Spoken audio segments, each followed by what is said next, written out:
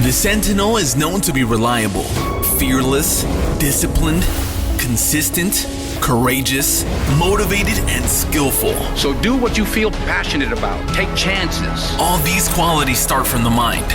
Your mind can be your worst enemy or your most powerful weapon. The world becomes your library to help you become better at your craft. Is this the dagger? Learn how to achieve greatness and tap into the Sentinel mindset. This episode is brought to you by The Arena. The Arena focuses on helping law enforcement and security professionals achieve their ultimate work experience, curriculum, and fitness goals. Visit thearenatoronto.com. Well, good morning, everybody. Welcome to this amazing day. Today, we have a very special guest, an individual that comes all the way from beautiful Brazil. Today, we're going to be talking to Alex Barci, who is a first-degree black belt in Brazilian Jiu-Jitsu, also known as BJJ. Born and raised in Rio de Janeiro, Alex began studying Jiu-Jitsu at the age of 13, and he's been training Jiu-Jitsu for over 19 years, teaching for over 8 years to both children and adults, and also competition teams. And Alex is a competitor. I have spoken to him many times, and if you were to open his skin, you'd probably see little BJJ white cells all over his body because that's how much he is. Alex, welcome to the show today, man. Thank you. Pleasure to stay here today. Amazing. Now, Alex, you are a black belt. Sorry? You are a black belt in BJJ. Yes. Okay. How long did it take you to get to that level? For a long time, almost 13 years take my black belt. 13 years. Yes. Okay. What does that translate into hours? Do you have to put X amount of hours per week or per day or per month? How does it work? Yes. I try training every day. Yes. Yeah, but I think so at least 3 times per week is good for you, and maybe 8 years, 10 years for you become a black belt. Okay, amazing. Well, one thing that Alex does on a weekly basis is that he teaches our Sentinels BJJ, Brazilian Jiu-Jitsu, every week, going over skills. And one of the most amazing things that I love that Alex does right now, and what we're going to be highlighting today, is that we look at scenarios or situations that happen in the world, and what can we do to prevent them. Now, one of the things that we know is in Brazilian Jiu-Jitsu, it's an art where you are, how would you describe it? You're battling on the ground. How would you describe Brazilian Jiu-Jitsu, Alex? Takedowns, control, okay, body control. So a lot of takedowns, a lot of control, but there's not punching, for example, right? No. So for those hearing, this type of martial art does not involve punching and kicking. It's all takedown and control. Exactly. You can control someone. It's very aggressive. You can control and not hurt him, for example. Okay. So that's amazing because a lot of martial arts like karate, like kung fu, like Muay Thai, for example, involves a lot of striking. Now, this is the reason why many police services really like this type of martial art, is because it has a lot of takedown control. If you're apprehending an individual, a suspect, and you have to bring them down, or should, God forbid, you as someone in law enforcement, protection, or security end on your back, right? Yes. How do you get out of that? And I think it's a high stat. I think it's in the 90% range, but 90% of a fight will end on the floor. Exactly. Okay? And if that happens, what do you do, right? So what we decided to do is bring in Alex on a couple of occasions here. We've been capturing a lot of the classes that he's been teaching, and we were able to review 2 situations where law enforcement had to deal with apprehending someone. However, it went bad. It did not go as expected. And what we did is we decided to go back to our training grounds at the arena and put those scenarios and recreate them to see what should have been the proper way, doing it the BJJ way. So Alex, I can't wait for you to watch this with us right now so we can see these situations. And also to tell us what should be the right way of doing it. I'm excited. Are you excited for this, Alex? Yes, for sure. Okay. Alex, as much of a lethal weapon that he is, he's a very, very nice guy. He's like a teddy bear. You know what I mean? So do not be intimidated, ladies and gentlemen. Alex is here to help. Okay, so let's do this. Matthew, our amazing producer in the background that just makes everything look amazing, is going to put this video on. We're going to take a look at it right now, and let's see what happened. I will be asking you, Matt, to stop the video if I'm trying to get more clarity, okay, of what's happening here right now. I have seen these videos, so I'm not going to act surprised, right? But maybe I will. Let's just see. Let's go for it. Let's go.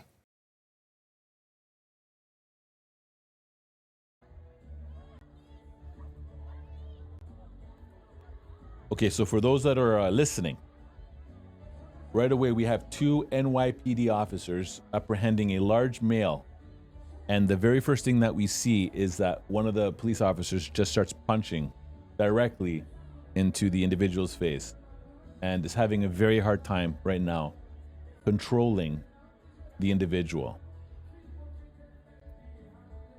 Actually, I'm a little thrown off here right now as to Alex, as to why the police officer is struggling so much.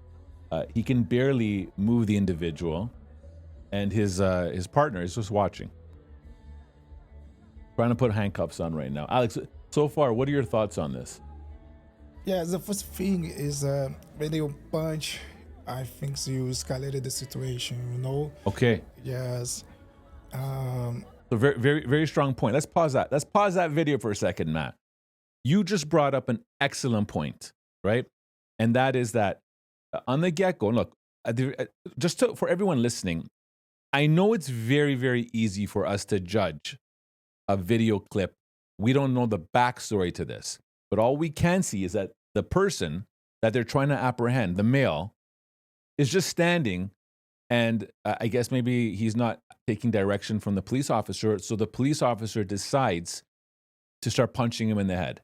Okay, and it seems like those punches are not really effective as well to begin with. So Alex's first observation is, well, maybe here that wouldn't have been the first thing that you do, is to just start lunging for the head, right? Especially if they want to put handcuffs on. All right, continue, Matt. We're about to go now to the BJJ way, okay? So again, two police officers approach a male, trying to get him in the handcuffs. Right away, the cop starts punching him. Cannot control the situation at all right now. And I can also probably guess that the reason why the male is not punching back is because he doesn't have a gun. And he doesn't want to be killed, okay? So let's just be real here. The situation could be going much more worse. So now, here's what we're going to do now. We're going to show you the BJJ way. Now, the videos that you're about to watch is going to be of two of our sentinels that we put in their tactical gear to give you the image that they're police officers. That's simply it. This is not how we would train our security, for example, or this is not security training that you're watching. This is a recreation of the video that you just watched. And we have David and Richard acting as the NYPD officers, and Alex is going to be the person they're trying to apprehend. So first of all, let's watch this clip, and then we'll go over it explaining it. Matthew, take it away, buddy.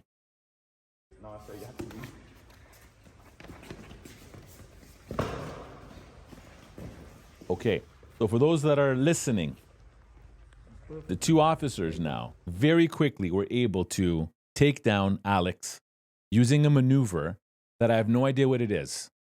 Alex, let's go back with you right now and explain to me, if you can go back, Matt, right down to that portion.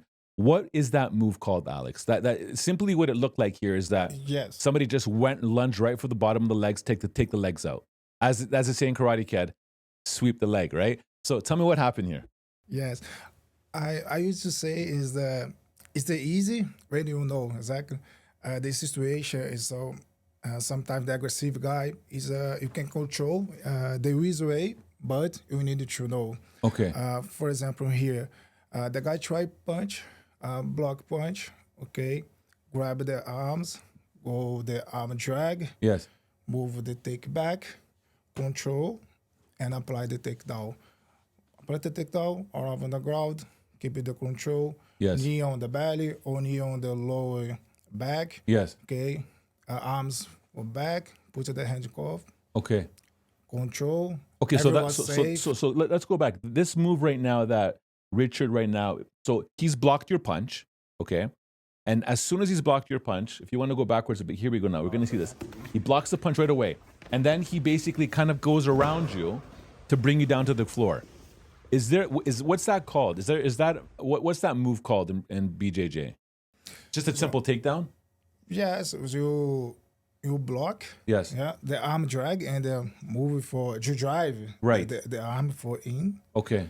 And then move for take back and apply the takedown. So in this situation here, he's using his body weight to pull him down. Like how is he able to effectively take you down right now? Technique. Exactly. The best way for the position of your body. Yes. How your grips, you know. But the more important to apply the takedown, to keep control for the technique. Okay, and let's watch that one more time. I'm going to give you another observation here. One more time from the top. And again, Alex strikes Richard, the police officer. Richard now brings him down, takes him down. Now, and then as soon as that happens, his partner David now is able to assist Richard to put handcuffs and apprehend Alex, the suspect. One thing I will notice is that Richard was able to do this by himself, meaning as in he did not need a second person to do this. It's fantastic that a second person is there, but this is kind of also maybe opening up the mindset here a little bit that if you're going to use this technique, you do not need two people to use this technique.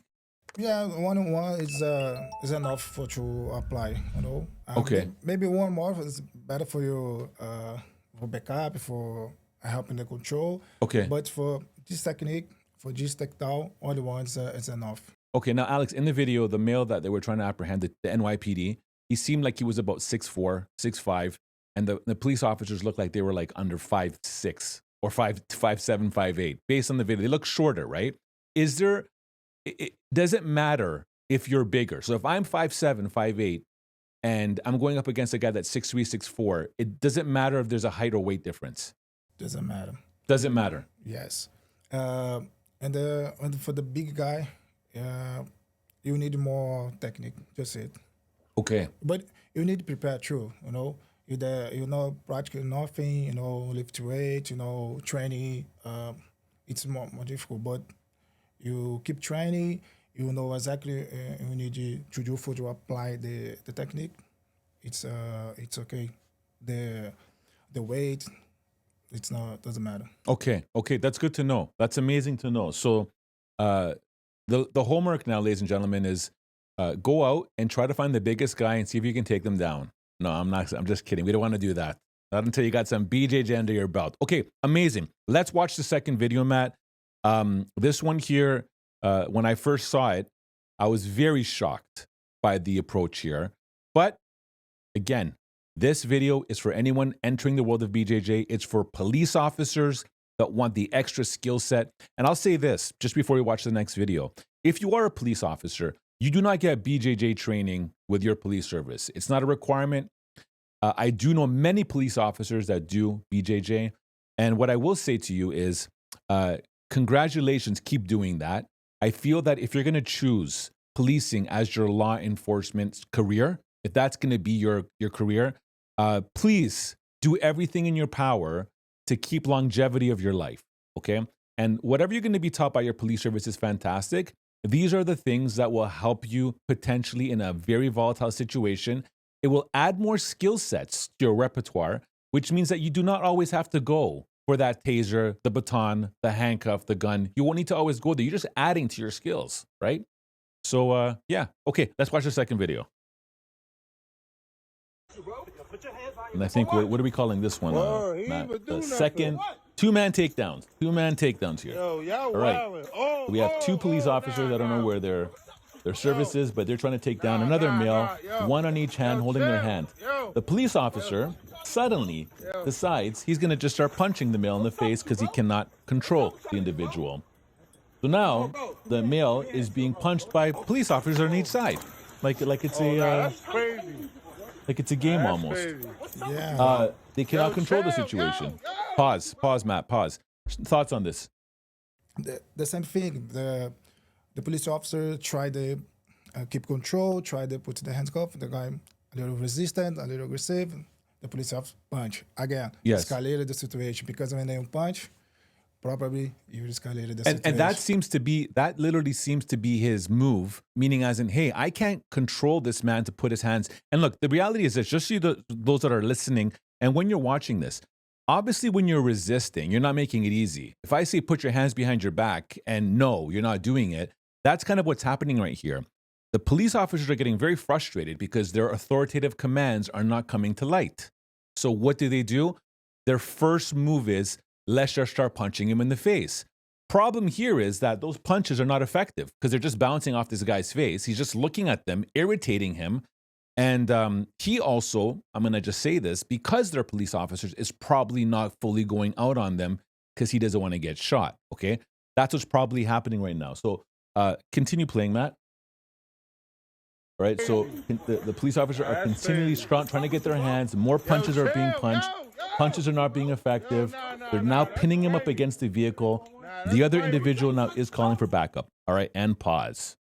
Okay, so clearly this is a situation that could escalate extremely quickly, meaning as in right now, if that individual does punch the police officers back and you're assaulting them, you could now be this can go into a life and death situation very quickly here.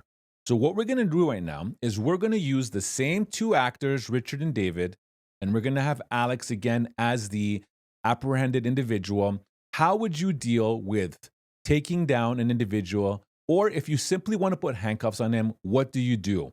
When I first saw this back at the training facility, the arena, shameless plug, I right away realized, oh my God, that's all you have to do, but it makes so much sense. Let's watch what it is.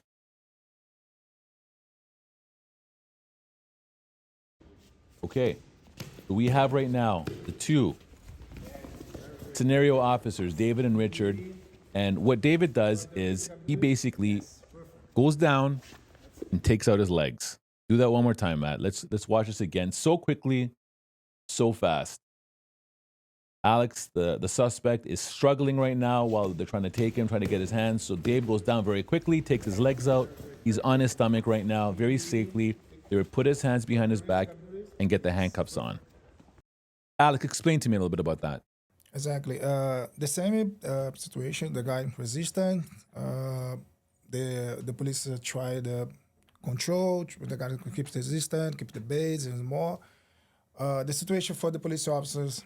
The police officer started the punch because he know what I need to do for the keep control. Oh, I try the punch because maybe he think I try punch. The guy is more calm, but it's escalated the situation. The escalation for the BJJ way. When the guy resistant, no keep the arms for back for put the handcuffs. Yes. It's the best way. First for me. I read the situation, and I teach BJJ. I always talk to the guys about it. Read the situation, read the position, the guy, the base, what I need to do for the keep the control. So for this specific case, the guy stayed there, stand, resistant. One guy grabbed the arm, the other guy the arm too. So the guy keep resistant, no keep control. Okay, knee on the ground. Yes. Grab the both leg, using my shoulder, my head. So apply the takedown. The guy on the ground, keep control. Knee on the lower back. Yes. Put the handcuffs. Everyone's safe. Amazing. And the one thing I will also notice in both videos is, look where the knees. It's very important. This is key here right now. The knees of the officers, our scenario officers, by the way, are just on the lower back. They're not on the chest. They're not on the neck. They're not anywhere that can create asphyxiation, cut the oxygen levels, cut the breathing. They are strategically placed there. It's very important point. That's very important. Yeah, so please make sure when you're watching this, ladies and gentlemen, and also when you're listening and you're going back to watch it again, that the positioning of that is critical, right? Because we're not trying to kill people here. We're trying to apprehend in the safest possible manner. And this involved two individuals. And again, judging by what we saw here, it happened effortlessly. So this is our segment today. And what would you do? Our Protectors DNA segment. We're going to be putting more of these videos out. If you have scenarios that you watch, ladies and gentlemen, you'd like us to review and take them back to the studio and recreate them, please do so. We will be pushing these out on a regular basis. And for anybody that is looking at joining Brazilian Jiu-Jitsu, the Arena puts on classes right now twice a week. We will be adding a lot more, but it is for those that are looking to add the skill set, for those that are looking to add some extra health regimen exercises to their daily life cycle. And yeah, always feel free. TheArenaToronto.com is where you'd like to kind of visit, to kind of book. And outside of that, Alex, I want to thank you for your time on this. And I can't wait for the next set of videos that we're going to put out. Thank you so much. I really appreciate. It's a pleasure for me to stay here today. Amazing, amazing. Have a fantastic day, everyone, and stay safe. This podcast is brought to you by Executive Protection Lifestyle Canada. Make sure to drop by next week and don't forget to subscribe.